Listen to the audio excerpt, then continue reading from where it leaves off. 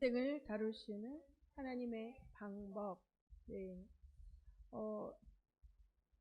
시편 107편 말씀을 한 절 한 절 보면서 우리가 한번 우리의 신앙의 여정을 한번 돌아봤으면 좋겠어요.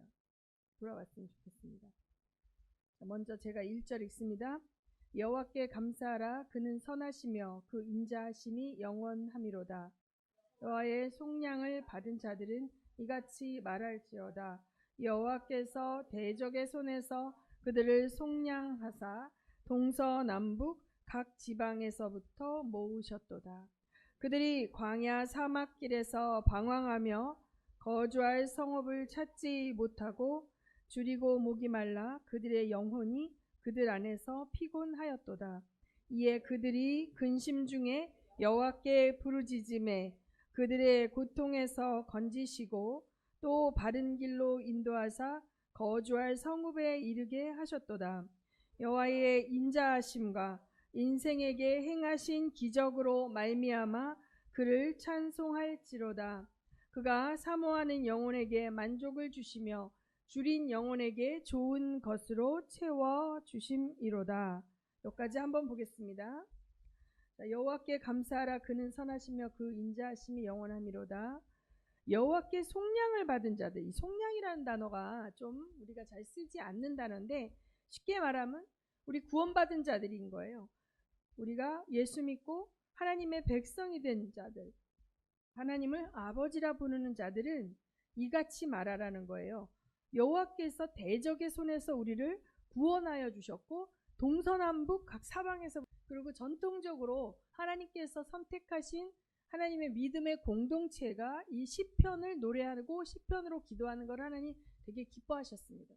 그래서 칼빈이라는 종교개혁자는 이 시편을 전곡을 다 곡을 붙여가지고 찬송을 만들기도 했습니다.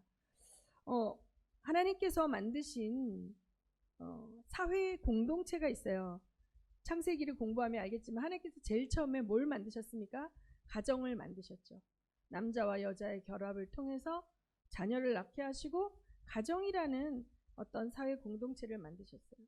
그 다음에 만드신 공동체가 믿음의 사람들이 모여있는 믿음의 공동체, 교회입니다. 제가 출애굽기 강의할 때도 하는데 어저께 그분도 얘기를 하셨어요. 마태복음 16장 16절에 예수 그리스도께서 주는 그리스도시여 살아계신 하나님의 아들이니다 라고 고백한 베드로에게 바요나 시몬아 이것이 복이 있도다. 이것을 알게 한 것은 네가 아니라 성령께서 하셨다 하면서 내가 이 믿음의 반석 위에 교회를 세우겠다 그랬죠. 음부의 권세가 이기지 못하겠다라고 얘기하셔서 그 베드로의 믿음을 고백하는, 주는 그리스도시여 살아계신 하나님의 아들이십니다 라고 예수 그리스도에 대해서 정확한 믿음을 고백하는 그 믿음의 고백을 하는 자들의 공동체, 고백의 공동체라 그래요.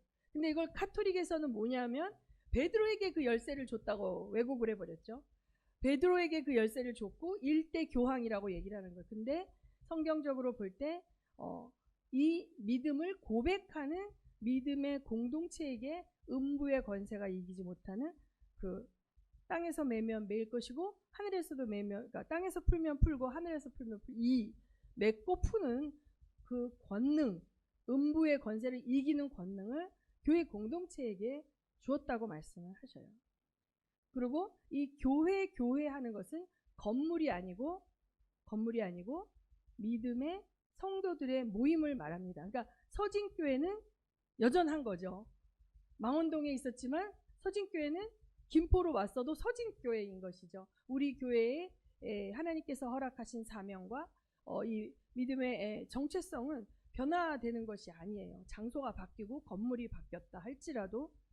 그런데 이것의 원형은 시내산 앞에서 애굽을 탈출하여 홍해를 건너와서 죽을 고비를 넘기고 시내산 앞에 왔고, 그 시내산 앞에서 하나님께서 시내산 꼭대기에 강림하시고 모세가 올라가서 하나님의 말씀을 쓴 그 율법의 말씀의 십계명을 받아갖고 내려왔던, 그것을 받았던 그 공동체가 교회 공동체의 모형인 거예요. 이 시내산 앞에 하나님과의 그 언약을 맺고 있는 이스라엘 백성은 신약의 교회의 모형인 거예요.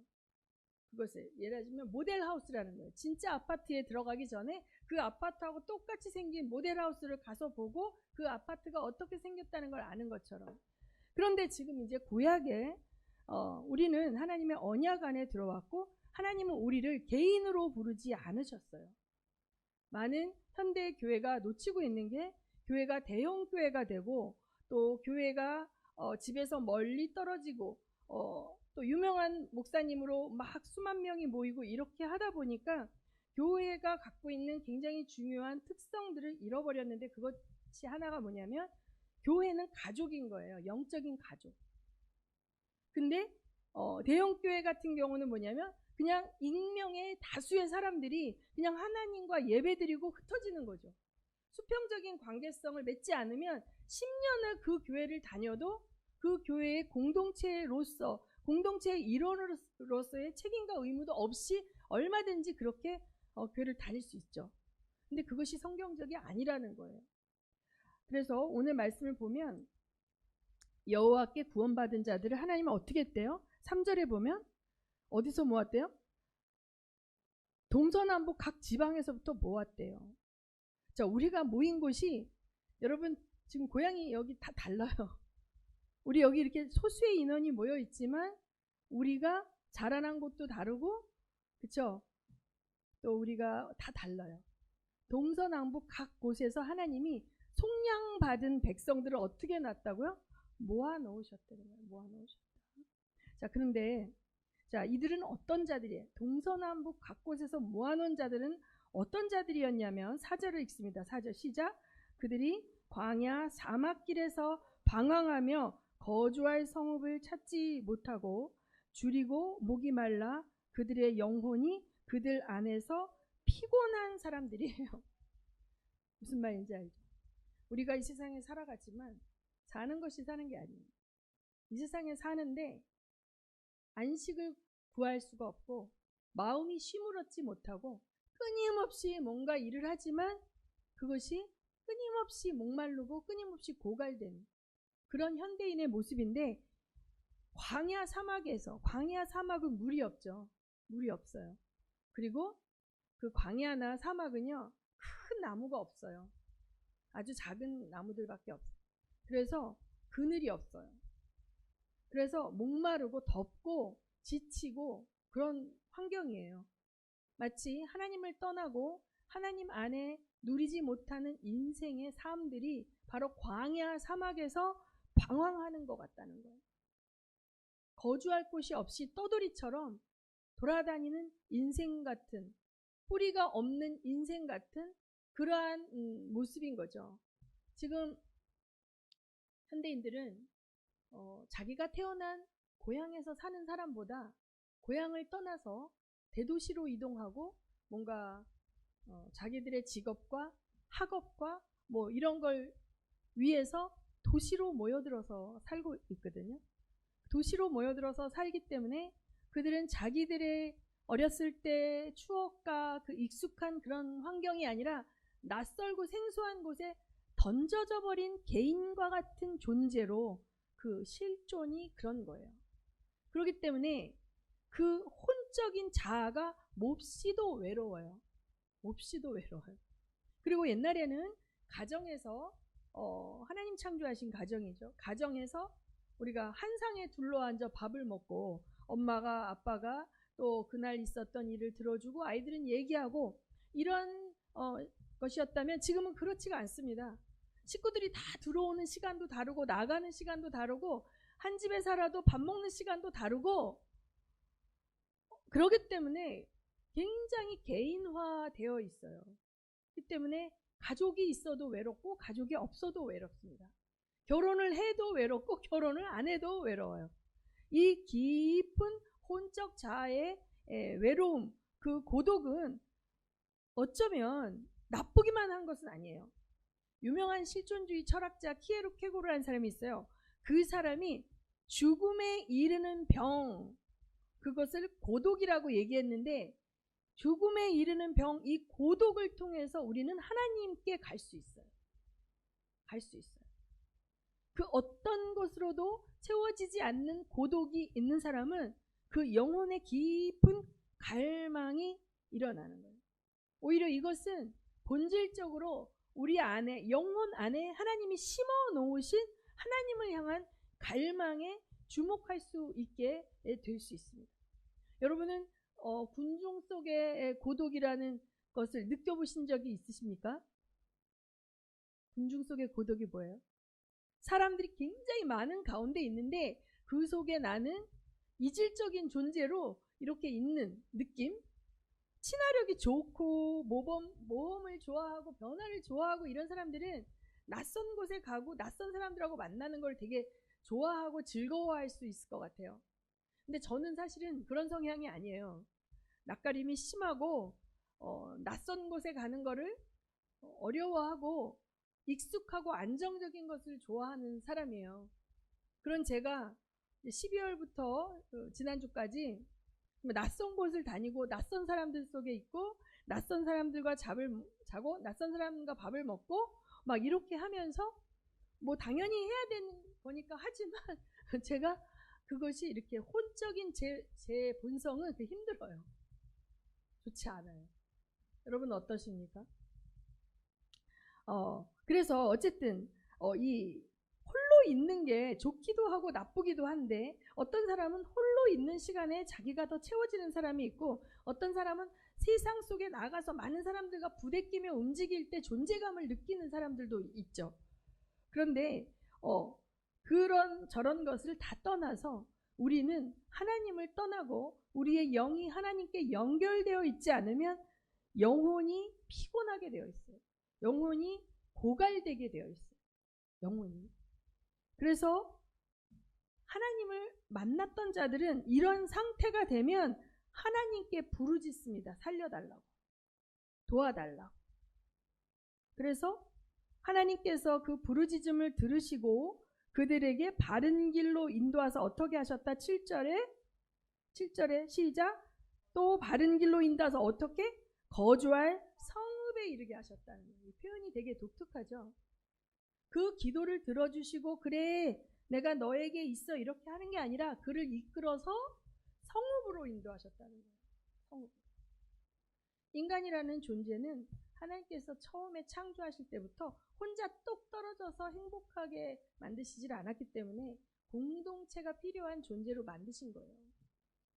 그런데 가정이라는 공동체가 죄로 말미암아 많이 일그러지고 현대인들은 또 가정을 이루는 것도 굉장히 어려워지는 상황에서 어쩌면 더 교회 공동체의 중요성이 더 커지고 중요해졌는데 교회 자체도 대형화되어지고 이 조직화되어지게 되면 이 성읍의 역할을 못하는 거예요. 성읍의 역할. 그런데 저는 감사하게도 우리 서진교회가 유리하고 방황하고 사막에서 목마르게 헤맸던 영혼들이 거주할 성읍이라는 것에 감사합니다. 여러분 그렇게 느끼십니까? 거주할 성읍이에요. 우리가 피가 섞이지 않고 동서남북에서 사방팔방에서 어떤 사람은 뭐 경상도에서 어떤 사람은 뭐 강원도에서 어떤 사람은 충청도에서 서울에서 뭐 다 고향이 다른 동서남북에서 모인 사람들이지만 우리는 한 성읍에 거주하는 한 공동체의 지체인 걸 믿으시기 바랍니다. 아멘. 이 성읍은 이 서진교회라는 성읍은 하나님이 거주하게 하신 성읍인 줄 믿으시기 바랍니다. 아멘. 바른 길로 인도해 갈 성읍인 줄 믿으시기 바랍니다. 아멘. 자, 8절에 여호와의 인자하심과 인생에게 행하신 기적으로 말미암아 그를 찬송할지로다. 그가 사모하는 영혼에게 만족을 주시며 줄인 영혼에게 좋은 것으로 채워 주심이로다. 여러분 별 인생 없어요.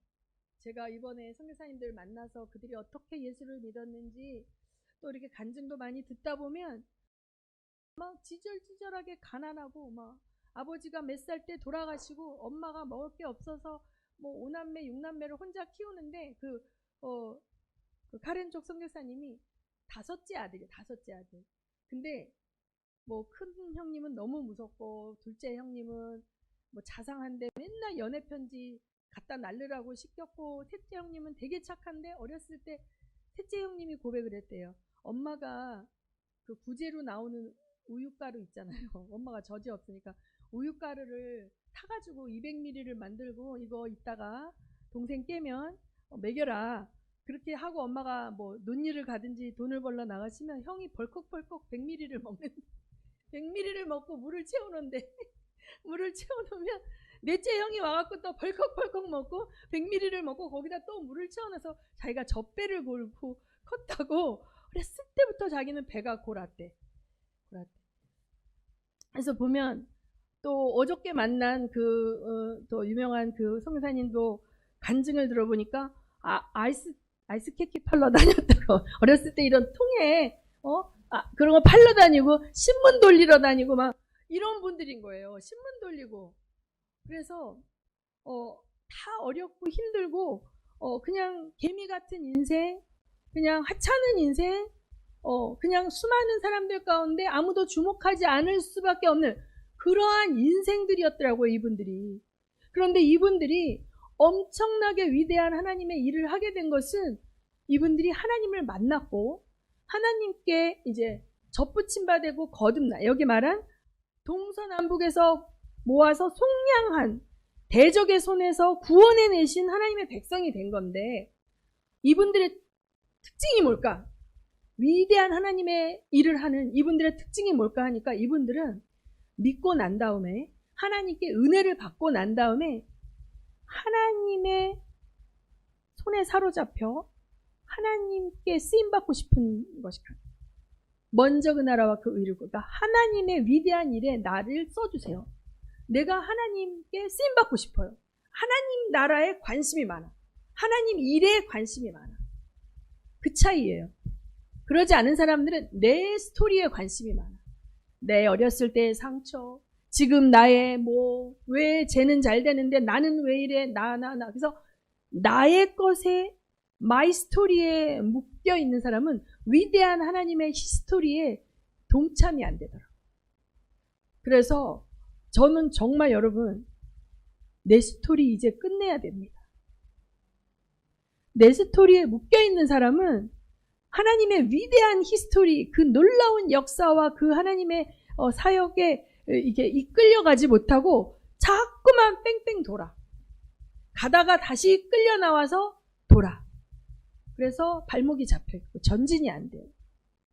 그래서 하나님이요, 어제도 우리가 이렇게 대언 기도도 받고 이랬지만 하나님께서는요, 인생에게 행하실 계획이 있으세요. 근데 그것은 너는 저주받아 지옥 가라, 너는 파산해서 망해서 신용불량자다라, 너는 이혼해라, 이러한 계획은 없습니다. 없어요. 하나님 안에서. 하나님 안에서는 하나님이 선하시고 온전하신 뜻 가운데 우리를 아름답게 하나님 나라의 일꾼으로 만들어서 아름답게 쓰시고자 하는 계획이 있는 거예요.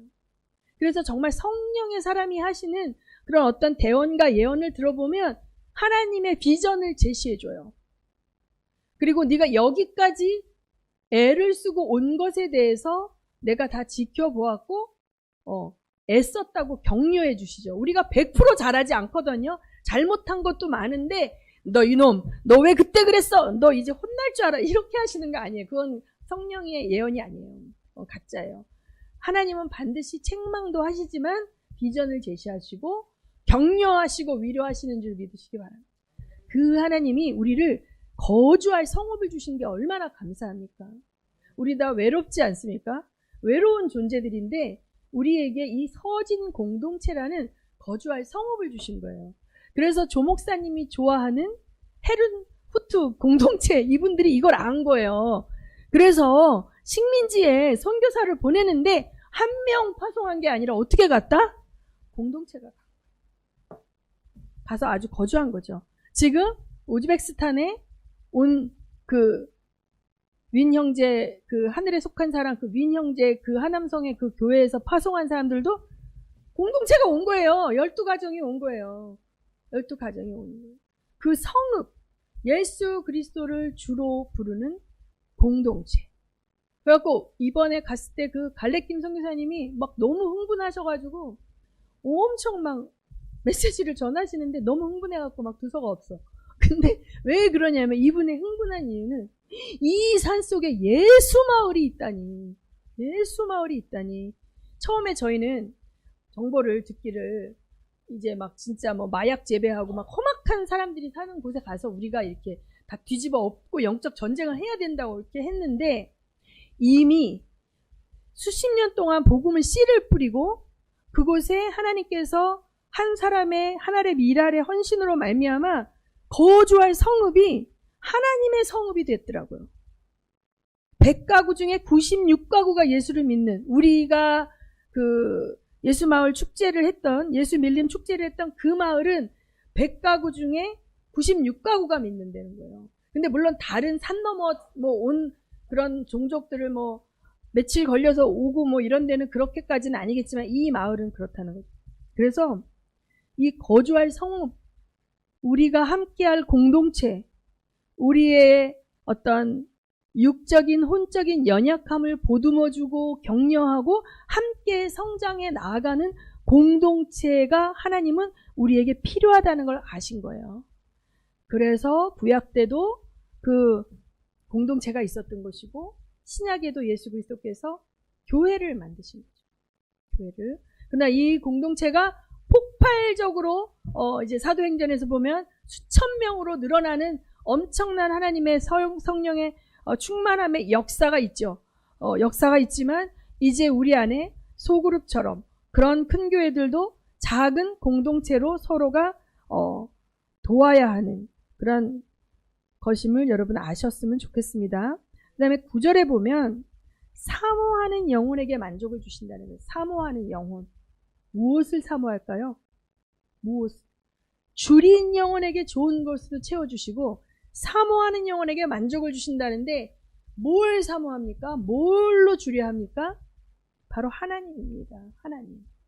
이 성읍은 하나님을 사모하고 하나님으로 목말라 하는 자들이 모인 성읍인 거예요. 여기서는 사업에 성공하고자 하는 자들이 모인 것도 아니고 유명하게 되고자 하는 자들이 모인 것도 아니고 어떤 사람들의 인정을 받고자 하는 자들이 모인 것도 아니고요. 이 모임은 여호와를 사모하는 영혼들이 모인 것이에요. 근데 하나님은 억지로 안 주세요. 똑같이 앉아 있어도 받는 은혜가 다르거든요. 준비된 만큼 부어주시는 거예요. 그 다음에 그 사람의 상황과 시즌. 그러니까 하나님이 우리를 선택하시고 이끌어 가시는데 각 단계마다 주시고자 하는 게 다르단 말이에요. 그럴 때, 자, 똑같은 말씀을 통해서 혹은 똑같은 기도를 통해서 받는 게 달라요. 그래서 사모할 때, 목말라 할 때, 여러분은 예수를 목말라 하십니까? 여러분은 하나님의 은혜가 갈망이 되십니까?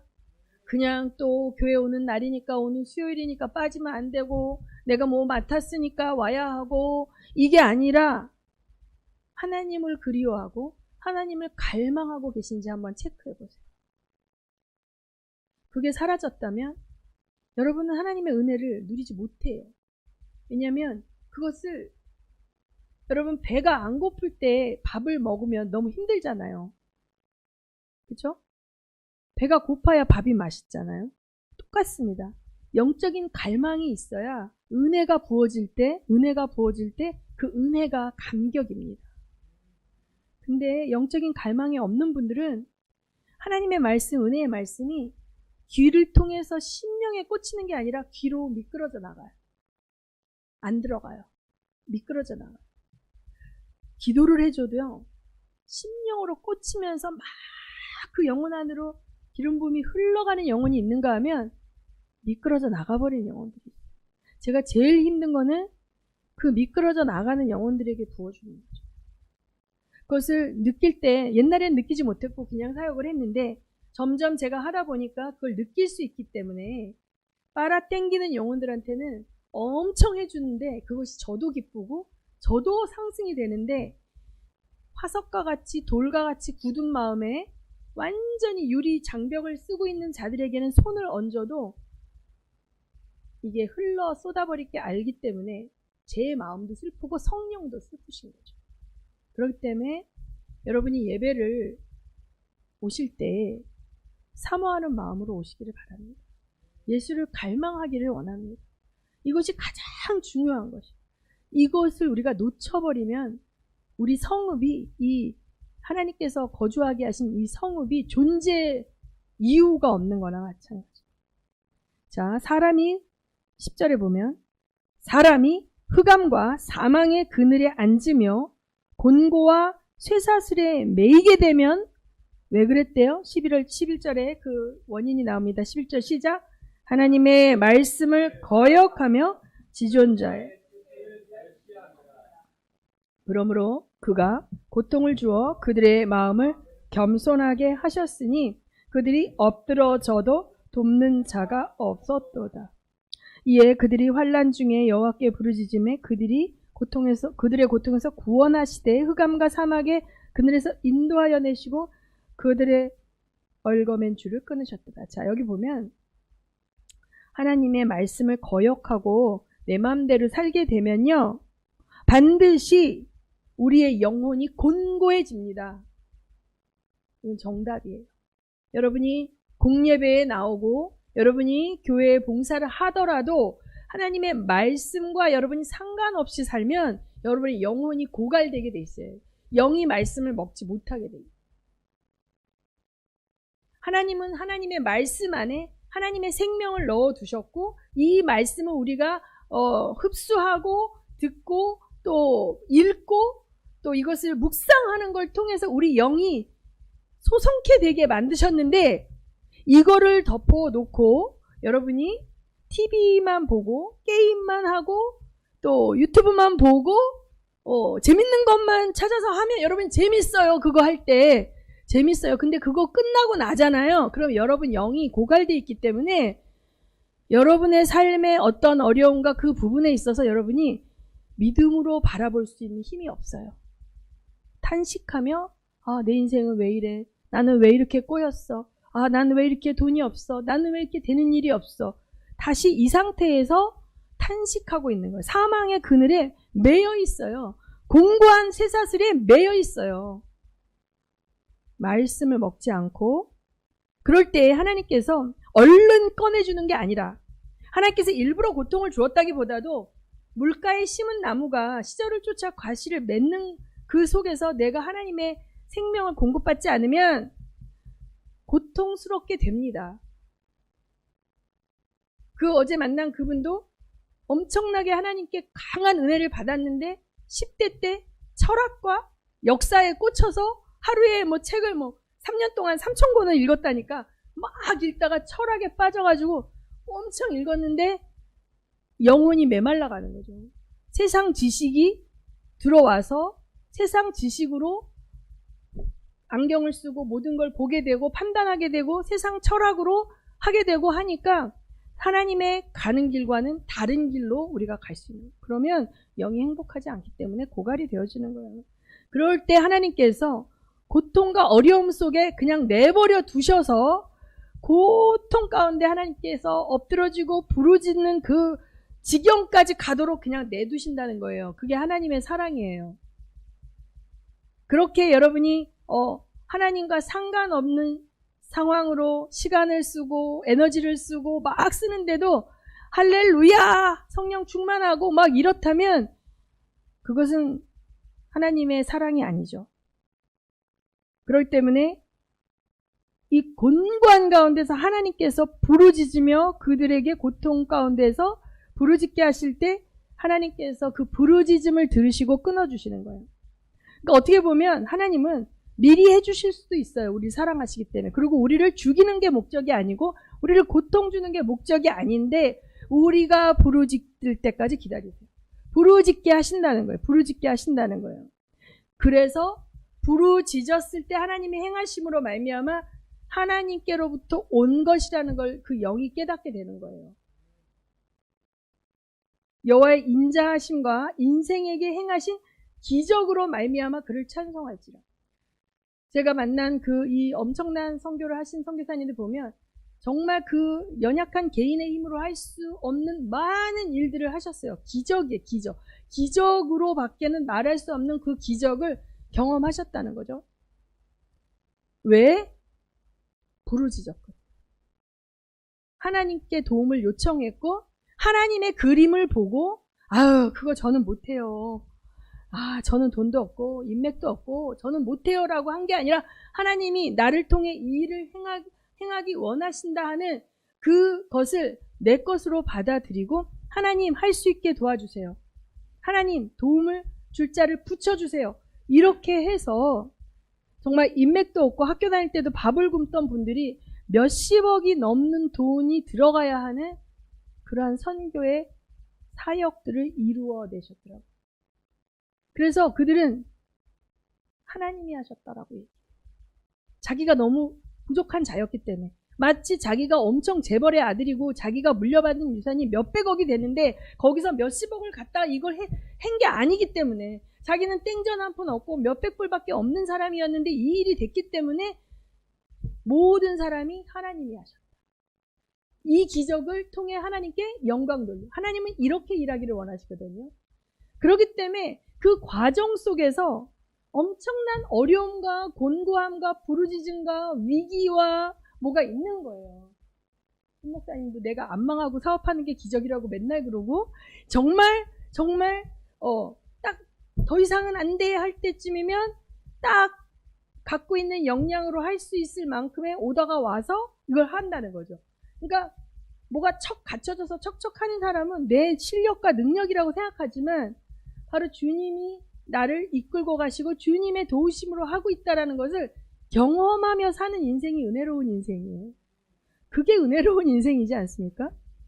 그래서 하나님은 하나님과 밀접하게 더 연관되고 숨 쉬듯이 주님과 동행하는 자들을 만들어내기 원하시는데 그거 쉬운 거 아니거든요. 그냥 한목에 딱 받아가지고 이렇게 하면 고생 안 해도 되고 기도도 안 해도 되고 좀 마음졸임도 없어도 되는데 그러면 반드시 인간은 자기가 했다 그래요. 지가 했다 그래. 지 능력이라 그래. 지 경험이라 그래. 지 지식으로 했다 그래. 그럴 때문에 하나님이 사랑하는 자들은 곤고와 환난 가운데 던지시고 부르짖게 하시고 기적을 베풀어 주시고 하나님께 영광 돌리게 하시고 또 곤고와 어려움이 오면 또 부르짖게 하시고 이렇게 하신다는 거죠. 근데 이거를 하나님의 위대한 사명을 감당하면서 이걸 하는 사람이 있는가 하면 자기 욕망 때문에 저질러 놓고 맨날 이걸 하는 사람이 있는 거예요. 자 그러면 전자는 상급이 있겠죠. 후자는 지옥 안 가는 게 다행인 거예요. 그렇죠? 그래서 우리는 너무 감사하게도 이 교회 자체가 서진이라는 사명을 하나님께서 던져주셔가지고 우리의 역량으로 할 수 없는 일들을 감당해야만 하는 오더는 이미 와 있는 거예요. 저도 믿음이 없는 거로 조 목사님이 미얀마를 여실 때 미얀마는 혼자 가세요. 저는 미얀마 안 갑니다. 저는 곤명만 갈 거예요. 타지키스탄, 또 왜 타지키스탄, 중국만, 그러니까 벌려질 때마다 저는 힘들어요. 제 성향은 안정을 추구하고 익숙한 게 좋고 그냥 하던 거 하기를 원하는 스타일이에요. 이번에도 어찌나 힘들던지 거기 같이 간 열분들이 다 에너지가 넘치고 모험심이 많고 친화력이 어찌나 좋은지 한시도 가만히 있질 않아요. 애들하고 사진 찍고 뭐하고 저는 공식적인 거 끝나면 제 방에 와서 좀 뻗어 있어요. 제 방도 아니고 같이 쓰는 방에. 왜? 저는 한꺼번에 너무 새로운 사람을 많이 알면 제가 좀 힘들어요. 그러니까 막 몇십 명의 사람들, 새로운 사람들하고 한꺼번에 이렇게 훅 되니까 제가 에너지가 좀 많이 빠져나가서 이게 채워져야 필요한데 거기 있는 어느 분들도 그런 분들이 아니더라고요. 그래서 제가 군중 속의 고독을 느끼고 난 좀 다른 종족이다. 이분들과 다르다. 그랬어요. 근데 나의 본성과 나의 기질과 상관없이 하나님 날 글로 끌고 가잖아요. 끌고 갔을 때 내가 안 간다고 그러지 않고 가야 하면 가겠습니다. 가면 하나님이 행하신 일을 보고 그 기적을 보고 놀라는 기쁨이 있죠. 같이 보면 좋겠지만 그래서 여러분들 인생 가운데도 그 일이 있을 수가 있는 거예요. 우리 이게 경험하는 거 아닙니까? 우리가 마이너스 재정인 우리가 여기 와서 이렇게 떡하니 플러스로 남아서 이게 세팅이 됐다는 이 기적을 우리가 경험했어요. 공동체가 경험했어요. 이게 개인이 아니라 함께 기도했고 함께 다 그 정보를 공유했기 때문에 이게 하나님이 하셨다는 것을 다 알게 된 거죠. 그렇죠? 이게 공유되지 않고 비밀이었고 쉬쉬했다면 이게 은혜가 아닌데, 우리가 빈털털인 거 우리가 다 알고 우리가 기적적으로 물질이 부어진 거 우리가 다 알고, 그리고 넉넉히 채워주셨다는 거 우리가 다 아니까 뭐예요? 여기에 자, 몇 장 말씀이에요? 기적을 하나님께서 인생에게 행하신, 자 15절, 여호와의 인자하신가 인생에게 행하신 기적으로 말미암아 그를 찬송하리로다. 그러니까 우리의 인생 가운데 이러한 간증이 넘쳐나시기를 예수의 이름으로 축원합니다. 이번에 가서 그 카렌족 선교사님은 툭 치면 그런 기적적인 간증이 나와요. 너무나 이 면허딴지 일주일 만에 그 완전히 그 꾸불꾸불하는 거기를 갔는데 비가 와서 미끄러웠고, 처음에는 자기가 면허딴지 일주일이 됐기 때문에 다른 베테랑 선교사님하고 같이 올라갔대요. 올라갔는데 내려올 때는 차를 운전하고만 와야 하는 상황이었다는 거예요. 처음에는 올라갈 때는 자네는 면허딴지 일주일밖에 안 됐으니까 내가 운전하고 갈 테니까 따라와, 이렇게 해갖고 올라갔는데, 올라갔다 차를 한 대를 끌고 내려와야 되는 상황이 되니까 이거 끌고 내려오라 해서, 아니 아까는 나 일주일밖에 안 됐다고 운전하지 말래더니, 그랬더니 기도하면서 해봐 그래갖고 이거를 이렇게 끌고 내려오다가 이분이 시동을 꺼트린 거예요. 크러치 이거 하는 밟는 그런 거 자동이 아닌데 꺼트린 거예요. 꺼트리니까 이 가속으로 브레이크가 안 먹었대요. 가속이 붙었는데, 그래갖고 이제 죽는구나 하면서 했는데 진짜 그 맨 뒷바퀴만 딱 걸렸대.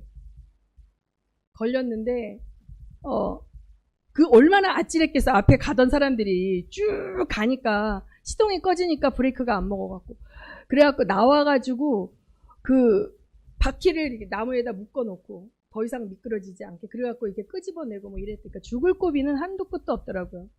그러니까 죽을 고비를 여러 차례 넘겼는데 그게 다 은혜고 기적이더라고. 나중에 간증을 해보니까. 자, 내 집에서 편안히 앉아있고 자기가 할 수 있는 목회만 했다면 이런 간증이 없어요. 이런 기적을 경험할 일이 없는데 그냥 죽으면 죽으리라 위협 앞에 나갔기 때문에 이러한 역사들을 경험하게 되고 지키시는 하나님을 느끼는 거죠. 그 베트남의 선교사님은, 거기는 베트남은 왜 이렇게 오토바이가 사방팔방에서 튀어나오는지 무서워서 걸어갈 수가 없어요. 차 탈 돈이 안 되니까 오토바이를 타나 봐요. 근데 신방 가다 오토바이가 미끄러져서 이게 180도로 삥 돌 때 그 여자 선교사님이 지금은 43kg라는데 37kg, 엄청 조그맣고 마르셨는데 그냥 붕 날랐대. 붕 날르면서 공중에 자기 몸이 막 뜨면서 떨어지는 그 순간에 이렇게 가는구나, 하나님 앞에. 하나님, 제가 지금 하나님 앞에 갑니다라는 그런 죽음의 순간에. 근데 정말 엄청난 포근한 손이 완전히 감싸서 차분히 내려놓는 느낌. 근데 뼈도 하나도 안 부러지고 찰가상만 입었다는 거죠. 그러니까 뭐 듣는이 다 기적이야, 제가 볼 때. 그런데 자, 이들이 평안한 가운데 안전한 성읍에 거하고 있었다면 이런 기적이 없어요. 하나님께서 우리를, 자 여기 보면 바른 길로 인도하사 거주할 성읍에 이르게 하십니다. 그런데 우리가 거주할 성읍에만 있는 게 아니에요. 23절에 보자. 23절에 보면, 자, 배들을 바다에 띄우며 큰 물에서 일을 하는 자는 여호와께서 행하신 일들과 그의 기이한 일들을 깊은 바다에서 보나니, 여호와께서 명령하신즉 광풍이 일어나 바다 물결을 일으키는도다. 그들이 하늘로 솟구쳤다가 깊은 곳으로 내려가나니 그 위험 때문에 그들의 영혼이 녹는도다. 그들이 이리저리 구르며 취한 자같이 비틀거리니 그들의 모든 지각이 혼돈 속에 빠지는도다. 이에 그들이 그들의 고통 때문에 여호와께 부르짖음에 그가 그들의 고통에서 그들을 인도하여 내시고 광풍을 고요하게 하사 물결도 잔잔하게 하시는도다. 그들이 평온함으로 말미암아 기뻐하는 중에 여호와께서 그들이 바라는 항구로 인도하시는도다. 여호와의 인자하신가 인생에게 행하신 기적으로 말미암아 그를 찬송할지로다. 자, 배가 항구에 정박되어 있으면 풍랑을 만날 이유가 없겠죠. 목숨의 위협이 경각에 달하는 그러한 상황이 올 이유가 없겠죠. 그런데 배들은 어떻게 합니까? 항해를 하기 위해서 바다로 나가잖아요. 바다로 나갈 때 감당할 수 없는 파도와 풍랑에 휩쓸리는 상황도 오는 것입니다. 그래서 이 베트남 선교사님이 그 오토바이로 한 바퀴 돌았던 그 선교사님이 2017년에 남편 되시는 분이 되게 키가 크시 76이고 이분은 저보다도 작으신데 여자분. 근데 이분들이 그 남편이 뇌출혈이 된 거예요. 뇌출혈이 되셨는데 베트남 워낙 열악하니까 성령께서 한국으로 나가라 그러셨대요. 뇌가 부어있는 상황에서 비행기를 타면 기압이 다르기 때문에 이게 더 위험하다고 의사들도 말리고 동료 선교사님들도 말리고 모든 사람들이 다 말렸는데 이 부인 선교사님 말이 성령께서 한국으로 나가라라고 명확히 말씀하셨기 때문에 다른 음성은 듣지 않았대요. 오직 성령의 음성에만 주목했대요. 상식적인 거 그것도 상식이 아닌데 성령께서 그렇게 하셨기 때문에 그 말씀에 순종하고 그 말씀을 붙들고 행했을 때 누가 책임져요? 하나님이 책임지는 거예요. 그래서 그 비행기를 타고 열 몇 시간에 걸쳐서 이제 분당 서울대병원에 입원을 한 건데 어떻게 이 상태로 여기까지 왔냐고 병원에서 다 놀란 거죠. 근데 어쨌든 뇌출혈 수술을 하신 거예요. 그러니까 우리는 항상 하나님께 어떨 때는 미친 짓과 같은 비상식적이고 바보 같은 사람, 어리석은 사람이라는 그리고 그 잘못되면 책임질 수 있게 돼요. 자기가 제일 무서웠던 게 이분이 여기서 만약에 하나님의 음성은 분명히 한국으로 가라라는 음성이었는데 가다가 잘못되면 그 원망은 누가 다 들어요? 부인이 다 들어요. 살릴 수도 있는 남편을 부인이 고집 부려갖고 비행기 타고 가다 죽었다 이 소리 들어야 될 거 아니에요. 시댁 식구들이 제일 먼저 떠올랐다는 거예요.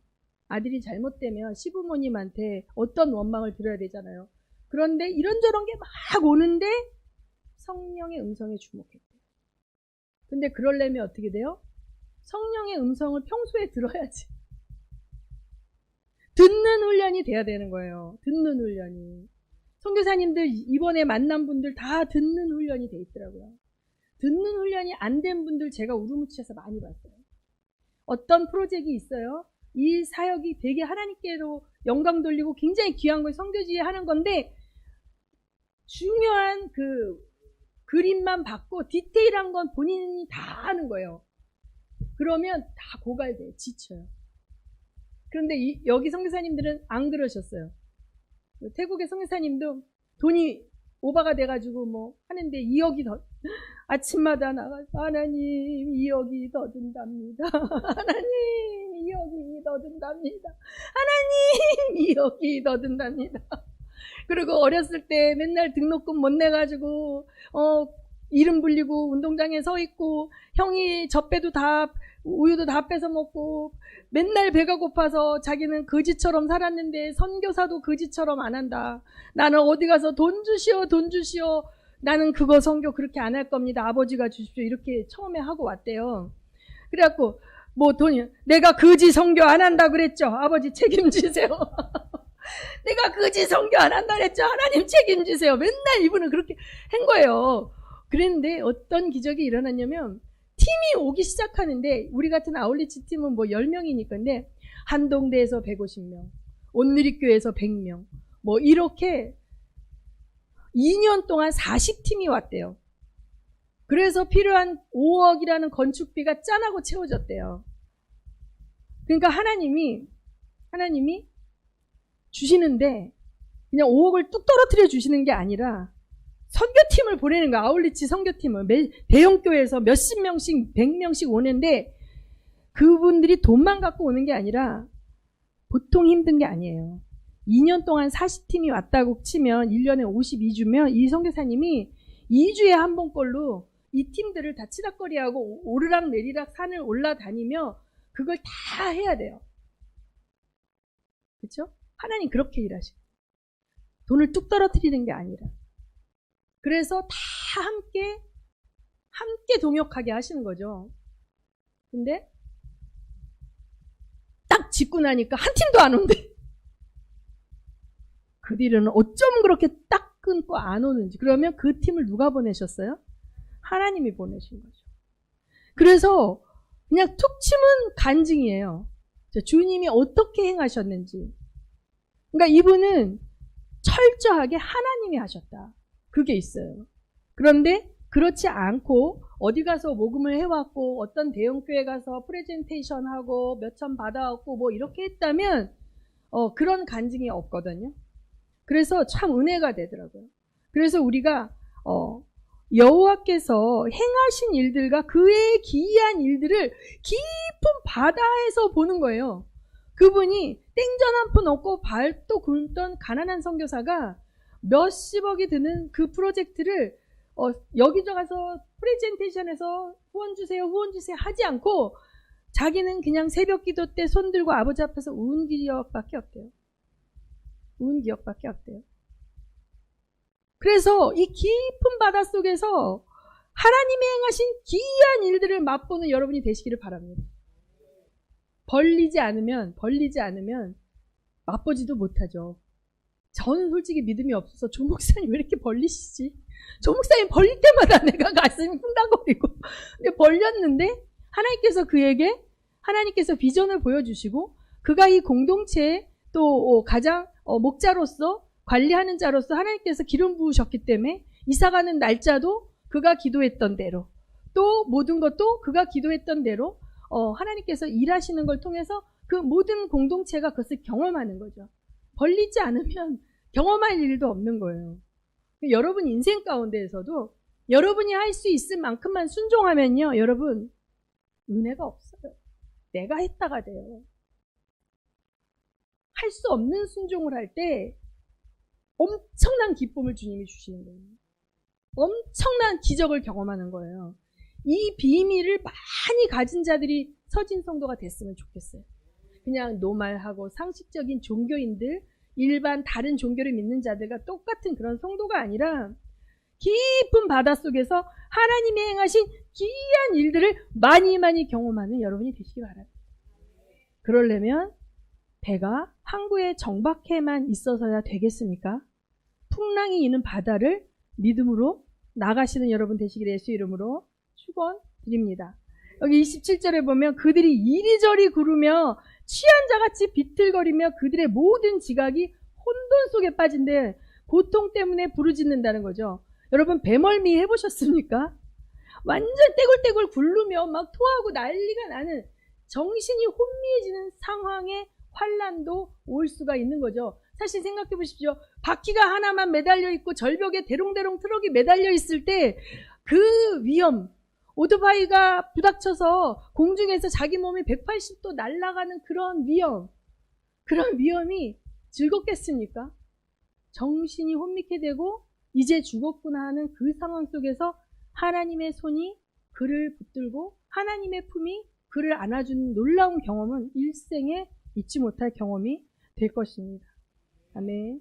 자, 그래서 그가 광풍을 고요하게 하사 물결도 잔잔하게 하시며 그들이 평온함으로 말미암아 기뻐하는 중에 여호와께서 그들이 바라는 항구로 인도하시는도다. 풍랑을 겪고 항구로 돌아올 때 주님께 영광 돌리게 되는 것입니다. 그래서 이제 33절을 봅니다. 그래서 31절에 다시 여호와의 인자하심과 인생에게 행하신 기적으로 말미암아 그를 찬송할지로다. 백성의 모임에서 그를 높이며 장로들의 자리에서 그를 찬송할지로다. 자, 이 어디서 찬송합니까? 믿음의 공동체에서 공동체가 단체로 하나님을 찬송하는 거예요. 백성들이 함께 백성들의 모임에서 여호와를 높이고 장로들의 자리에서 그를 찬송한다는 거죠. 자, 보세요. 33절 여호와께서는 강이 변하여 광야가 되게 하시며 샘이 변하여 마른 땅이 되게 하신다. 그 주민의 악으로 말미암아 옥토가 변하여 뭐가 돼요? 염전이 되며 또 광야가 변하여 못이 되게 하시며 마른 땅이 변하여 샘물이 되게 하신다. 줄인 자들로 말미암아 거기에 살게 하시고 그들이 거주할 성읍을 준비하며 밭에 파종하며 포도원을 재배하며 풍성한 소출을 거두게 하신다. 자, 어떤 인생은 강이 변하여 광야가 되는 인생이 있습니다. 샘이 변하여 마른 땅이 되는 인생이 있어요. 망해가는 인생이 있어요. 하는 것마다 망하는 인생이 있어요. 되는 일이 없는 인생이 있어요. 근데 안 돼야 정상이고 망해야 정상이고 죽어야 정상인데 살아있네. 망한 줄 알았는데 또 살아났네. 어찌어찌? 자, 그래서 하나님께서 광야가 변하여 못이 되게 하며 마른 땅이 변하여 샘물이 되게 하는 인생이 하나님과 동행하는 인생입니다. 어떠한 인생도 고난이 없는 인생은 없어요. 어떠한 인생도. 우리는 이 땅 가운데 살 때 나그네인데 고난을 겪고 광야길을 건너고 또 샘물을 만나고 이렇게 가는데 갈수록 망해가는 인생이 있고 갈수록 나아지는 인생이 있어요. 자, 하나님께서 높아지는 자들에게는 능력을 쏟아부어 주시고 궁핍하고 가난하고 고통 가운데 부르짖는 자는 양떼같이 지켜주신다는 거예요. 그러므로 여러분이 이제는 내가 왜 이렇게 고난 가운데 고통 가운데 태어났을까? 나는 왜 이렇게 부모가 해준 게 없을까? 나는 왜 이렇게 어려움이 있을까? 이것을 이야기하지 마시고 하나님을 기대하는 믿음을 가지시기 바랍니다. 하나님을 통하여 기적을 끌어내리는 여러분이 되시기를 바랍니다. 그리고 여러분에게 주목하지 마시고 하나님이 우리를 통하여 하시고자 하는 그 일에 나도 한 파트를 맡아서 팀으로 기적을 함께 체험하리라. 이게 여러분의 인생의 목표가 됐으면 좋겠어요. 내가 빨리 결혼하고 내가 빨리 좋은 집 갖고 내가 빨리 좋은 차 갖고 뭐 유명해지고 이런 것은 기적이 아니에요. 그런데 우리 안에 하나님이 주시는 거대한 비전을 바라보고 함께 그것을 향한 소망을 갖고 여호와를 갈망하고 은혜를 사모할 때 하나님께서 우리에게 부어주시는 영혼 가운데 부어주시는 은혜만 경험할 게 아니라 기적을 경험하는 인생이 될 줄 믿으시기 바랍니다. 아멘. 제가 사실은 하나님 부흥의 땅을 다녀왔는데 에반 로버츠 목사님의 부흥이 2년 만에 불이 꺼지고 토마스 선교사 그 엄청난 웨일즈 부흥이 있듯 이 한국 땅에 그 멀고 먼 한국 땅에 8개국어를 하는 목사님의 아들 최고의 수재를 선교사로 보냈는데 대동강에서 목배임을 당하고 그냥 성경책은 던져진 그곳 위대한 순교자가 나온 그곳이 황폐하게 되어서 제 마음이 너무 힘들어서 그곳에서 기도했는데 어저께 그 대언해 주시는 분이 무너진 곳에서 네가 한 기도를 주님이 듣고 계셨다. 그분은 저의 여정을 전혀 모르는데 그렇게 얘기를 하십니다. 수십 년 전에 나라를 위하여 기도하던 그 동굴에서 믿음의 선조들이 그곳에서 나라를 위해서 기도했는데 그곳이 다 맥이 끊겼는데 하나님 나한테 그곳에서 나를 위하여 통일을 바라보며 기도해 주지 않겠냐. 저는 상기도 그런 거 딱 질색인데 한 명만 붙여주시면 순종하겠습니다 라고 했을 때 수십 명이 모이는 기도 모임이 됐을 때 그 황폐한 곳 무너진 터를 다시 수축하고자 그곳에서 정말 내 육신이 싫어하는 것을 거슬러서 순종하고자 했던 그 발걸음에 올렸던 기도를 주님이 들으셨다고 하니 제가 이제 앞으로 이 길을 더 열심히 갈 수 있지 않겠습니까? 다 듣고 계시고 다 보고 계십니다, 하나님. 그래서 여러분, 여호와께서는 자기가 잘났다고 고관들에게 능력을 쏟아부으시고 길 없는 황야에서 유리하게 하십니다. 그러나 정직한 자는 보고 기뻐하며 모든 사악한 자는 자기 입을 봉한다고 하셨고요. 지혜 있는 자들은 이러한 일들을 지켜보고 여호와의 인자하심을 깨달으리로다. 이렇게 얘기했어요. 지혜가 있어야 됩니다, 여러분. 어떤 지혜가 있냐면 저는 하나님께서 히브리서 말씀으로 너희는 믿음의 선배들의 종말을 주의하여 보고 그 본받을 거를 뒤쫓으라고 그 말씀을 아주 20대 때 받았어요. 20대 때. 그래서 딱 믿음의 선배들이 제 앞에 나오면 이분에게 본받을 게 무엇인가. 제가 너무 이번에 기뻤던 거예요. 제가 본받을 믿음의 선배들을 몇 분을 만났기 때문에. 그래서 그 믿음의 선배들의 종말을 주의하여 봤는데 이가 하나님의 기적을 체험하는 사람이야. 하나님의 올바름을 따라가서 환난과 고난을 겪었지만 그 깊은 바다 속에서 하나님의 기이한 일을 경험한 분이다. 그럼 난 이분 따라가는 거죠. 이분 본받는 거죠. 근데 섞여 있어. 인간적인 방법, 사람들 위협해서 돈 뜯어내고 자기 자랑하고 막 이런 분은 저 안 따라갑니다. 하나님의 사람이 아니기 때문에. 그래서 여러분 누구를 따라갈 것인가 누구를 본받을 것인가 지혜가 있어야지 분별합니다. 아무나 따라가면 망합니다. 거짓 선지자들이 많습니다. 가짜 선생들이 많습니다. 하나님의 사람과 연합하고 동역하는 건 괜찮지만 하나님의 사람이 아닌 사람들과 하다 보면 망가지고 망해버립니다. 제가 옛날에 갔던 그 중국의 어떤 농장은 그 사꾼인 사람과 동업을 했다가 다 망했습니다. 다 쫓겨나게 하셨고 다 그것이 다 팔아치워지게 하셨고 그 베이스가 없어져 버리게 되는 걸 봤습니다. 어떤 교회는 은사가 없는 분이 기도원에서 만난 어떤 여자 선지자라는 사람하고 와가지고 은사 집회를 맨날 하다가 제가 한 5년 전에 상담 강의하러 갔던 교회인데 교인들이 다 떠났어요. 가짜. 그래서 우리가 망하는 길로 가는 자와 연합하면 다 같이 망하거든요. 그러므로 우리에게 지혜 있는 자가 돼야 되고 하나님이 주시는 지혜를 받아야 되고 지켜봐야 돼요. 열매를 봐야 돼요. 그 말과 그 행동과 그 열매를 그가 가르치는 대로 살고 있는가. 그 헌신과 수고와 열매를 보고 그가 하나님의 사람이라면 우리도 본받아야 되는 거겠죠. 오늘은 그래서 시편 107편 말씀을 강해를 했습니다. 이 시간에 우리 기도할 때 이제 하나님께서 우리에게 거주할 새로운 성읍을 주셨습니다. 거주할 새로운 성읍을 주셨습니다. 이곳에 많은 사람들, 광야에서 사막의 길에서 방황하는 자, 목이 말라 갈급한 자들이 이곳에서 여호와를 만나기 원합니다. 그 줄인 영혼을 만족시키시는 그 하나님을 만나는 그러한 성읍이 될 수 있도록 이곳을 그렇게 사용해 달라고 우리가 그 통로가 되게 해달라고 기도하시겠습니다. 기도합니다.